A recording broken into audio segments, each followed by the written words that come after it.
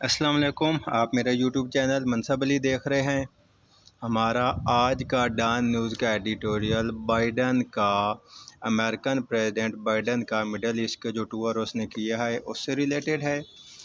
Very little of substance has emerge from US president जो Biden recently concluded tour of Israel and Saudi Arabia. Very little of substances, बहुत थोड़ी आप समझ लें कि achievement हुई है। वेरी लिटल सब्सटेंस से बहुत थोड़ा काम हुआ है कि जितनी उम्मीद की जा सकती थी। आगे इसकी तफसील आ रही है कि इस बाइडन ने जो सऊदी अरेबिया और इसराइल का जो टूर किया है उस पर कि बहुत ज़्यादा उम्मीद की जा सकती थी कि इसराइल और सऊदी अरब के जो रिलेशन है नॉर्मलाइजेशन उसमें आएगी, लेकिन बहुत थोड़ा काम हुआ है। जितनी उम्मीद की जा सकती थी उसके मुताबिक कुछ भी नहीं हुआ।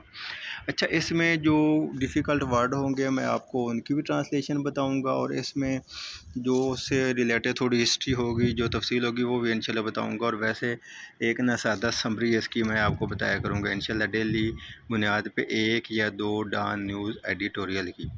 दे were plenty of option photo and sound bites, बहुत से ऑप्शन से बहुत सी बातें थीं, but few genuine strategic and जो पॉलिटिकल अचीवमेंट, लेकिन बहुत थोड़ी जेन्युइन स्ट्रेटजिक और जो पॉलिटिकल अचीवमेंट हुई है। मेन मतलब ये है कि स्ट्रेटजिक ताल्लुकात, जियो पॉलिटिकल ताल्लुकात बनाने के लिए, पैदा करने के लिए सऊदी अरब के इसराइल के साथ बाइडन का ये मेन इसका दौरा ये था, लेकिन उसमें बड़ी थोड़ी अचीवमेंट हुई है। बड़ा थोड़ा ना जियो पॉलिटिकली या स्ट्रेटजिकली दोनों ममालिक एक दूसरे के करीब हैं। Perhaps this signal American diminishing role in energy rich and volatile region. तो अमेरिका, ये जो सिग्नल हैं अमेरिका का रोल कम कर रहे। इन सिग्नल से मतलब ये है कि अमेरिका का रोल एनर्जी रिच एरिया में मिडल ईस्ट में कम हो रहा है। वैसे तो अमेरिका ने कहा है कि हम ये जो जगह हैं, ये जो एरियाज़ हैं, हम चाइना, रशिया और इसराइल, ईरान के लिए खाली नहीं छोड़ेंगे। लेकिन आप देख लें, ट्रंप का देख लें कि उसने सारे अपनी फ़ौजी और सारा कुछ वापस बुला लिया था।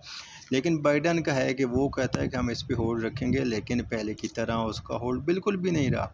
Some observers were earlier of the opinion that the US leader tour would yield an announcement of the official normalization ties between Tel Aviv and Riyadh. Some observer का ये ओपिनियन था कि यूएस का जो ये ट्रिप है US president का, उसमें वो ऑफिशियल अनाउंसमेंट होगी कि जो दोनों ममालिक हैं सऊदी अरेबिया और इसराइल बिल्कुल एक दूसरे के करीब आ गए और नॉर्मलाइजेशन टाइज हो गई हैं।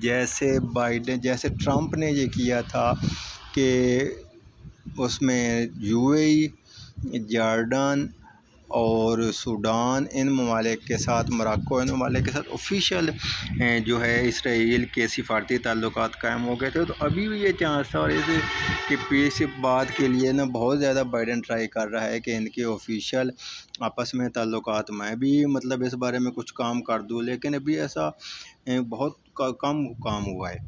While the first acknowledged direct flight of an American president from Israel to Saudi Arabia could be described as historic, ये का ज़रूर हुआ है कि इसराइल से सऊदी अरेबिया पहली दफ़ा डायरेक्ट फ़्लाइट आई है जिसमें अमेरिकन प्रेसिडेंट इसराइल से सऊदी अरेबिया उसने विज़िट किया। There was nothing close to headline making agreement indicating that the House of Saud was ready to publicly embrace Israel, लेकिन सऊदी हुकूमत ने पब्लिकली इस बात को नहीं माना कि हम इसराइल को तस्लीम कर रहे हैं। Mister Biden began the tour in Israel के दरमियान जो जब उसका टूर था, telling the US state leadership of the tarmac of Ben Gurion airport में उसने कहा था कि you need not to be a Jew to be A Zionist. आप सिर्फ यहूदी नहीं हैं बल्कि ज़ियोनिस्ट हैं। उसने लोगों को कहा कि ज़ियोनिस्ट का मतलब है ऐसे लोग जो यहूदी रियासत को माने। तो उसने कहा है कि जो यहूदी तो हैं ही हैं, लेकिन बाकी जो लोग हैं वो उनको भी उसने यूनेस कहा है कि आप लोग भी यहूदी रियासत को मानने वाले हैं। This line was enough to convince those who may think the US is an honest broker in Arab-Israel dispute कि दिस लाइन वाज इनफ, तो उन लोगों को समझने के लिए ये चीज़ बहुत मतलब अनस्ट ब्रोकर, तो ये चीज़ आसानी से समझ सकते हैं कि अमेरिका ही इसराइल और सबसे बड़ा ना मतलब एक तरह से इस अरब इसराइल तल्लुकात पैदा करने के लिए कोशिश करने वाली जो मतलब पीछे पावर है वो अमेरिका है।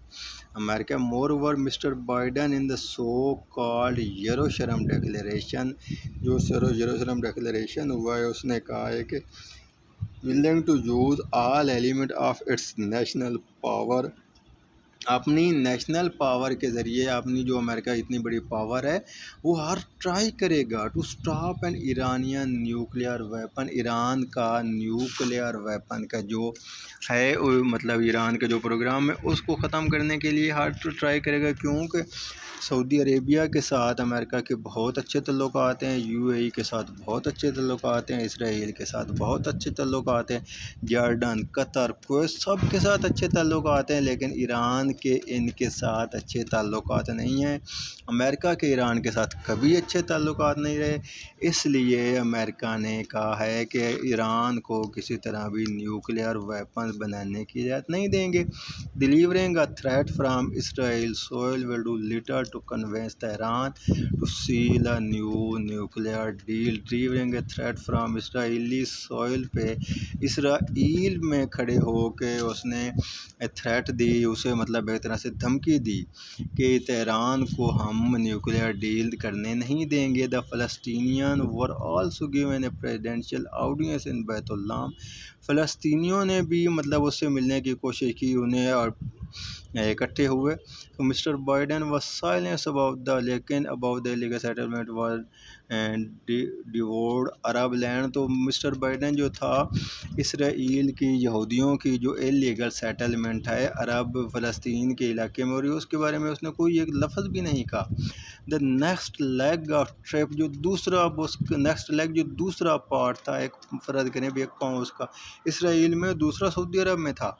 saw the US leader in Jeddah पहुंच गया, where Mr. Biden exchanged an awkward fist bump with Mohammed bin Salman, crown prince and de facto ruler of the desert king। तो जब वो पहुंचा तो सबसे पहले उसने उस पे एक तरह से आप समझ लिया बम फोड़ा या उसके बारे में बात की। उसने कहा कि यहाँ पे इस कॉलम में तो उन्होंने एडिटोरियल में तो इसका जिक्र नहीं किया, उसने कहा था कि जो खशुदगी का वॉल स्ट्रीट जर्नल का आई थिंक था साफ़ी था, उसका जो कत्ल है उसके पीछे मोहम्मद बिन सलमान का हाथ है, और मोहम्मद बिन सलमान ने कहा था कि अक्ला इस तरह के नाम की जो फ़लस्तीनी साफ़ी शहीद हुई है उसके पीछे इसराइल का हाथ है, और बाइडन ने उसके बारे में तो कोई बात नहीं की। तो दोनों ने ट्विटर पे एक दूसरे के बारे में इस तरह करके ना मतलब खिलाफ ट्वीट किए थे। Apparently mister Biden who had talk tough about Saudi Arabian in the wake of Jamal Khashoggi murder, उसने मतलब एक तरह से गुस्से में बात की। Was more interested in letting bygones be, तो उसने एक तरह से गुस्से में बात की, और वो शुरू से ही जब उसका कत्ल हुआ था तो बाइडन सऊदी अरब के बारे में कोई अच्छे एक तरह से ख्यालात नहीं रखता था। The president said he had told the prince there would be consequences if anything occur like that again, तो उसने कहा ऐसा अगर दोबारा हुआ तो पहले जैसे हालात नहीं रहेंगे। The American leaders attempt to firm up an anti Iran alliance, the American leader attempt to firm up an alliance involving Israel, तो उसका मेन मकसद था कि इसराइल और दूसरे जो अरब मालिक है जिनकी तफसील मैं पहले बता चुका हूँ उनको मिला के ईरान के ख़िलाफ़ एक अलायंस बनाना चाहिए, as well as asking the OPEC state जो ऑयल रिच कंट्रीज़ हैं to ram up oil production to help tame prices. एक तो उसका जो ट्रिप था उसका ये था कि इसराइल और अरब ममालिक ईरान के ख़िलाफ़ एक अपना अलायंस बनाएं। दूसरा ओपेक स्टेट्स को उसने कहा था कि आप ऑयल की मिकदार मतलब जो प्रोडक्शन है वो बढ़ाएं ताकि कीमतों पे कंट्रोल किया जा सके।